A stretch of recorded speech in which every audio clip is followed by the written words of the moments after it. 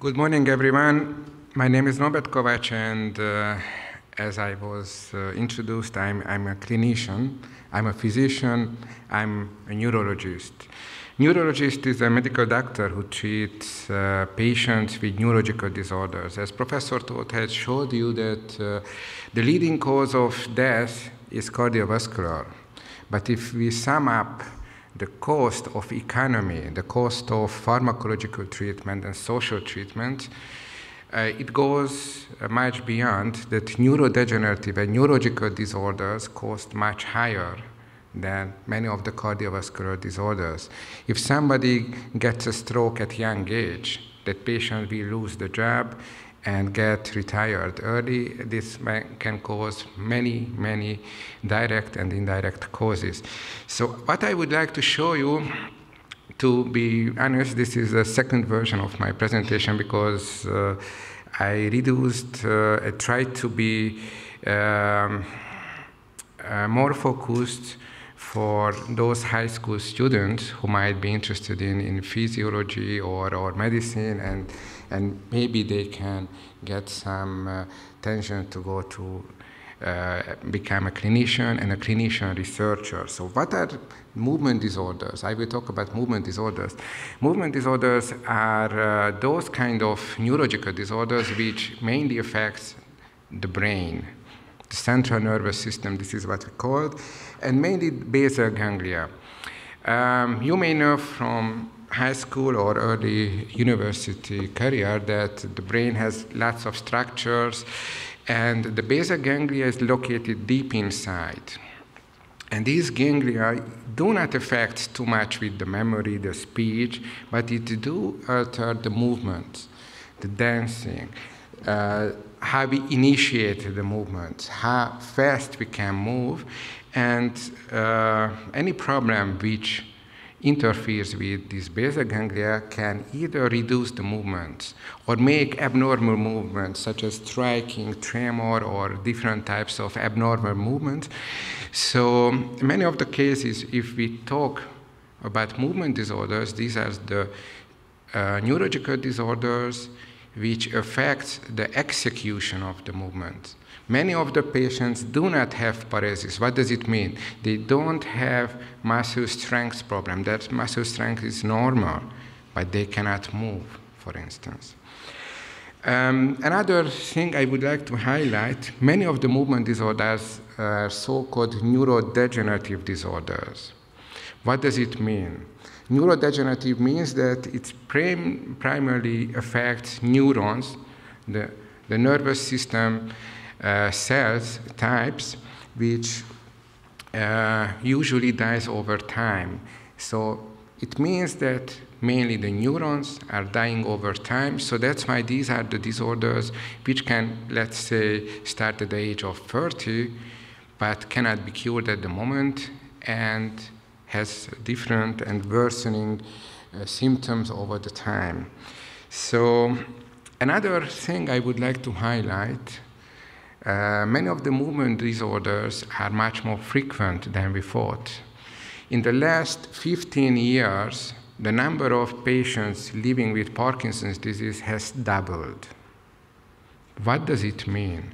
It means not just because of the aging society, but probably the nutrition we take, different environmental factors, including pesticides, different type of toxins can increase the risk of different types of movement disorders, and especially Parkinson's disease. We expect to double the patients, the people living with Parkinson's disease, double by 2030 again, and it will reach much more consequences on the daily living. So what I would like to highlight with this presentation, that we should be more focused on patients living with movement disorders. And what is the major problem? At the moment, there is no curative treatment. Curative treatment means that, for instance, if you have pneumonia, you get antibiotics, and this pneumonia can be cured. But those patients who develop, for instance, Parkinson's disease at the age of 30, At the age of 50, they will still live with Parkinson's disease. So we cannot cure the disease itself. We cannot cure the pathophysiology behind these disorders. The other problem is that we do have many of the medications available. These medications can be highly effective in certain patients for certain times, but these can provide also side effects, nausea, problem with cognition, for instance, falls, or other problem. So that's why early in the last century, when there was no pharmacological treatment available for Parkinson's disease in 1920, they started to do some surgical procedures. At that time, there was no neuroimaging technique. There was no CT, no MRI, and so on. And the success rate was very bad. Since 1947, when we were able to recognize that the basal ganglia can be reached by different type of stereotactic frame, we can try to put different electrodes in, or we can provide different types of lesions.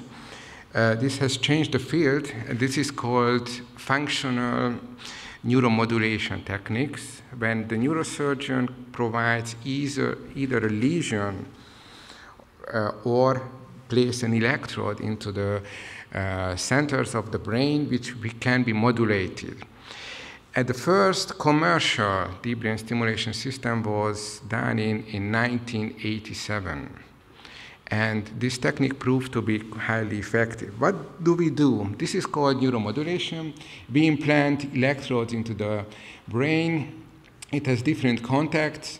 We do have either one or two, depending on the types, so-called neuropacemakers. These are quite similar to the cardiological pacemakers, and we do deliver electricity to the brain. And it's quite unique technique, because if we have a good neurosurgeon, we can place electrode almost everywhere in the brain. But if we stimulate with low frequency, we can increase functional exhibition. For instance, there are new studies in Alzheimer's disease when some memory-related structures are less functioning. They place electrode, and with low-frequency stimulation, they can increase the memory. In most of the cases in movement disorders, we have overactive areas. That's why we use high-frequency stimulation, most of the cases 130 Hertz, which provides functional inhibition. So what is the very unique nature of this technique? We place an electrode, we stimulate electronically, and this is reversible. If I stop the stimulation, I can get back to the original condition. And also, it's quite unique that I can provide either functional inhibition, or we can reinforce missing function. How do we do? With the cooperation of neurosurgeons, neurophysiologists, we plan the electrode placed to the targets most of the cases. They are located in a very small, 2 or 3 millimeters in diameter targets. For instance, the subthalamic nuclei is the most important deep nuclei, which has a dimension of 3 millimeters times 6 millimeters in the brain. And when the electrode is placed, we can also, with MRI technique, we can see which part of the contacts are located. And as a neurologist, I can deliver the electrical stimulation, quite comparable mode with a pharmacological. I can give dosing based on the amplitude. It can be increased, decreased, like the medication, and it has much less side effects. I would like to show some videos with 3 different movement disorders. One of them is, we believe this is the most frequent movement disorders. This is called essential tremor, for instance. My family has 3 essential tremor patients, not so severe like this. It usually starts in the 2nd or 3rd decade, and the tremor progresses. And what I would like to highlight, this patient does not have any problem when the hands in rest condition, but when he tries to drink, draw a straight line, or try to do anything, you can see the tremor reappears and interferes with the activity of daily living. This patient was studying as an engineer. He developed this kind of tremor syndrome at the age of 30, and we operated him at the age of 40 because none of the medication worked. You can see he's unable to make us draw right. How could this patient make an engineering work? And this is the 2 years outcome. And you can see that tremor has completely disappeared. He does everything what he wants. What he missed is almost 10, 15 years of active life because of the tremor. And this is what I want to highlight, the concept. When I started medicine, we were very conservative, and we used deep brain stimulation as a very last approach. And what is changing? We try to do on the right time, because this patient lost 15 years of active life. He was retired to pension because unable to work. And we gave back the good condition, but he was unable to go back to work anymore. He lost his job, and he works as a security guy, not in his profession. He lost all the chances. So you can compare the drawings of a spiral and a straight line. So this is something I would like to highlight, that deep brain stimulation is highly effective in many of the tremor patients. In the introduction, I showed that Parkinson's disease is one of the most famous movement disorders.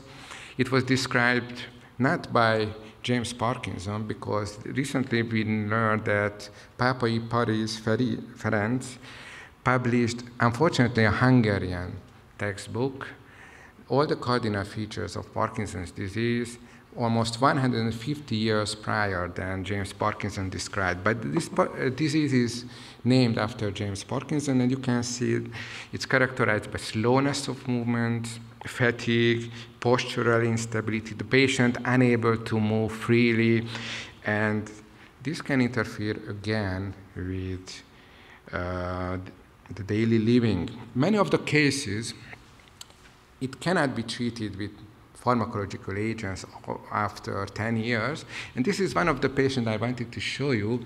He was born in 1950. At the age of 31, he developed Parkinson's disease, and he was referred for surgery 25 years after disease duration. Even though that he took 8 times medication, he was sitting in wheelchair many hours a day.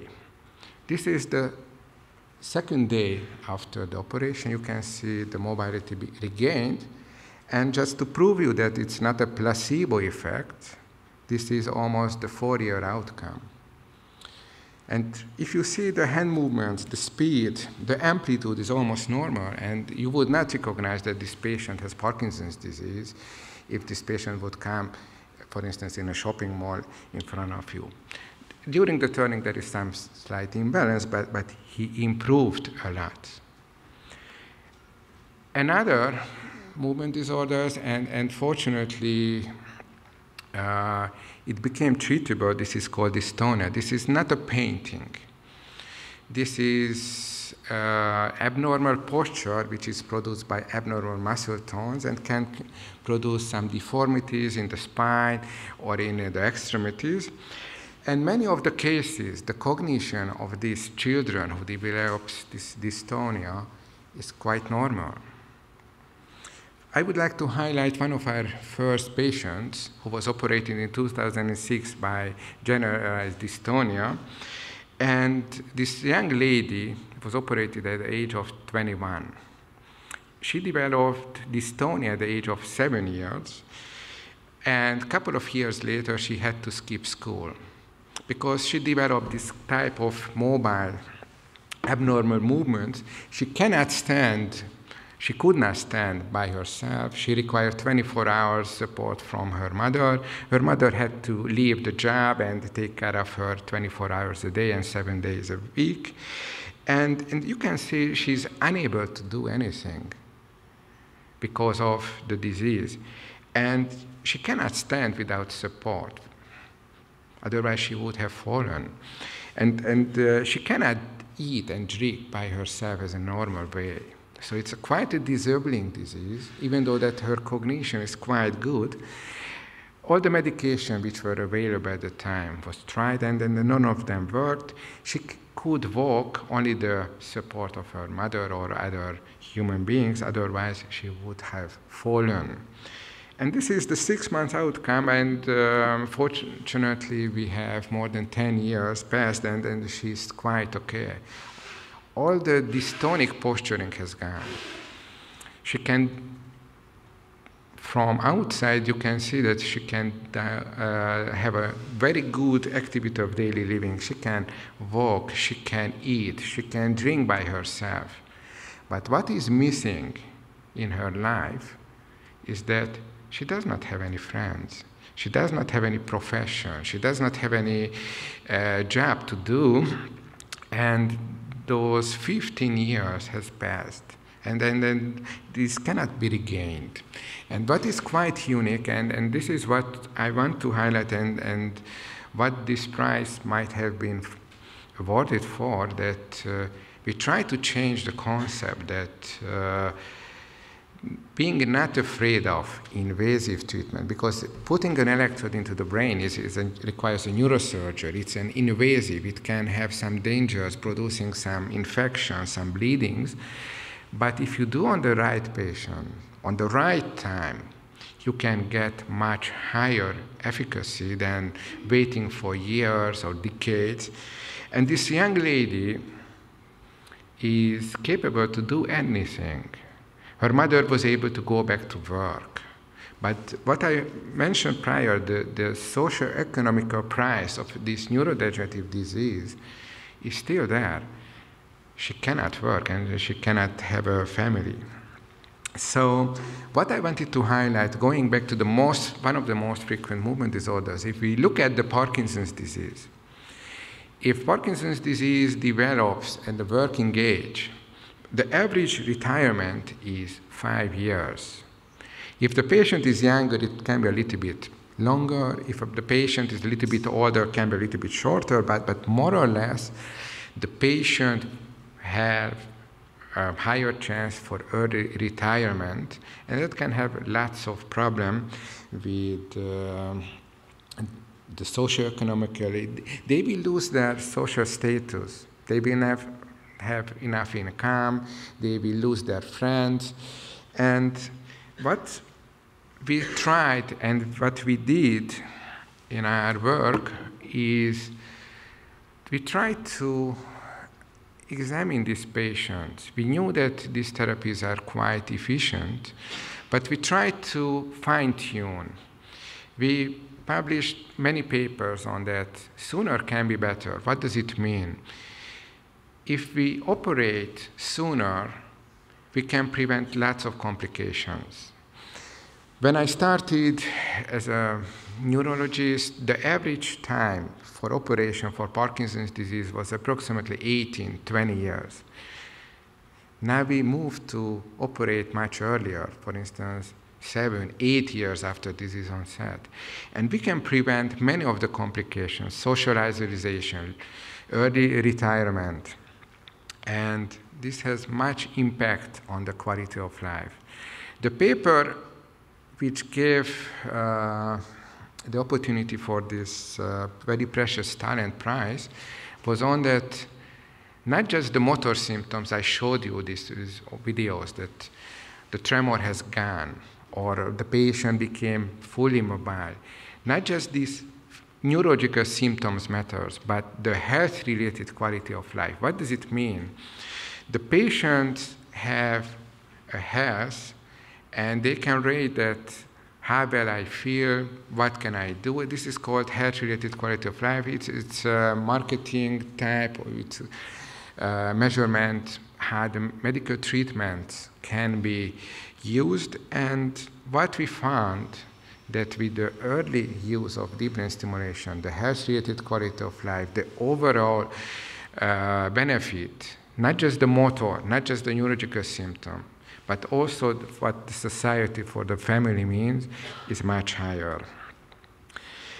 Again, it's a clinical neuroscience, it's clinical neurological research. So if you go for medicine, if you become, for instance, a medical doctor or a psychologist or a genetician, for instance, you can do lots of clinical trials or research like this. And this is only possible if we work in a team. We have neurosurgeons, we have neurologists, we have psychiatrists, we have psychologists, and fortunately in University of Pécs we have a very supportive team which can do, and all these results, it's not just my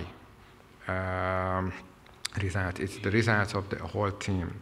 And my take-home message for you, for high school students, that you should love what you do. If you prefer a profession as a biologist or a psychologist or a medical doctor, you should love that. And if you keep your eye open and you try to fine-tune and try to improve the efficacy of the current treatment, then you will be on the right track to be a successful, talented clinical researchers. Thank you very much for your attention. And if you have any question, just let me know.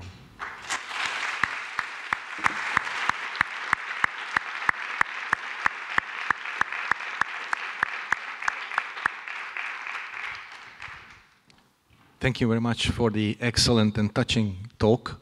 It is open for discussion. Any question from the audience? Thank you for your lecture. You said that you wanted to prove that it was not a placebo effect in one of your patients' case, and I wondered, why does it even arise that it is a placebo effect when we talk about such a neurological condition? Thank you very much for this question. The first version was more scientific than this one, what I presented, because I recognized later that some of the audience is high school students. In medicine, let's say 40 years ago, you were able to license any type of treatment if you had low quality research. Low quality means that you did not have a control group. For deep brain stimulation, it was started in 1987, and 2010, there was no randomized controlled trial showing that deep brain stimulation is better than placebo. We knew we had, let's say, we collected 100 patients and demonstrated that before operation, they were, let's say, had a very troublesome syndromes. 1 year after the operation, they are much better. But it's not enough anymore.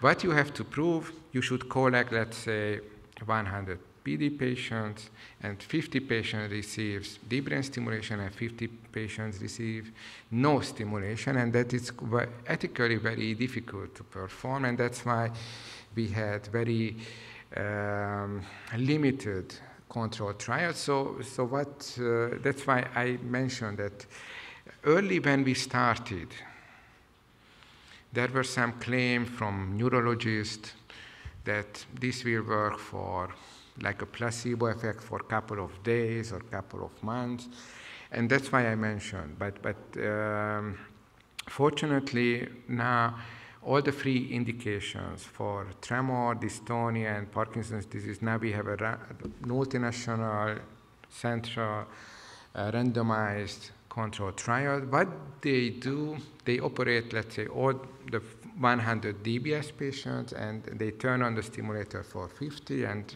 they do not switch on for other 50, and the patient does not know if the stimulation is turned on, and then we can measure the placebo effect. And now, if you want to license a new medication or a new technique, you have to prove that it's better than placebo, because if let's say I take vitamin C, but I believe it's a painkiller, I might feel that my headache is better. So this is the placebo effect, and we have to measure somehow. Thank you. More questions? Thank you very much. Thank you very much for your wonderful presentation. But first of all, I would like to thank you for 5 years. That was 5 years for my father-in-law's life, who had Parkinson's disease in his late years, and deep brain stimulation gave 5 years with him for us and my family and my children to have him with us, living a full life. We have watched all this up close and personal, and it was really a wonder to see how it goes. It was like a switch. When it was switched on, my father-in-law lived a normal life, and when it was switched off, he fell back again into condition. So it works. It's a wonder. So thank you very much once again. My question would be that can this be regarded as a kind of Hungaricum? I mean, is this a special Hungarian invention? And can you tell us some numbers of patients cured by year here or abroad? So can you give us some statistics of your results? Thank you very much. Thank you very much for your comment. This is just an introduction lecture, so I just wanted to raise the awareness that deep brain stimulation is available and highly effective. I did not go for details because it not work for everyone. It's like medicine. Not all the medication is good for all the PD patients, but for some of them, they can benefit very much. Deep brain stimulation as a technique was started in 1987 in Grenoble, France. And it came more effective in the 1990s when they developed some certain type of monkey models, and they recognized that subatomic nuclei makes a key role in Parkinson's disease. And they recognized the pathophysiological role of subatomic nuclei in Parkinson's disease in 1994, started DBS for ST and subatomic nuclei in 1995, and nowadays we use, let's say, 95% this target for deep brain stimulation. By itself, the technique is not Hungarian, but in Hungary there are 5 DBS centers. Pécs was one of the earliest. We started in 2001, deep brain stimulation. I was a medical student at that time and a student researcher who participated, and I had the pleasure that joined as a movement resource specialist later on.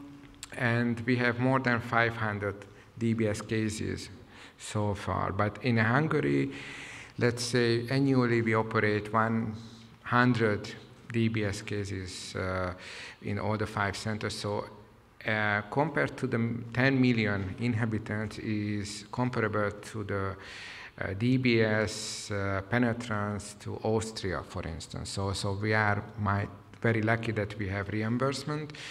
But some of the techniques I did not want to touch because that would too late. That the different type of stimulation techniques which was not recognized prior, such as interleaving stimulation mode, that it's superior to the old-fashioned stimulation mode in dystonia was also published by us, and so there are many Hungarian contributions, but the technique by itself is not Hungarian.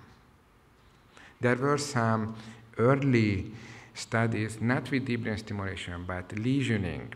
So producing a heat-related lesion, for instance, in Debrecen as well, or Professor Mérey in Pécs, but that was another technique in the 60s.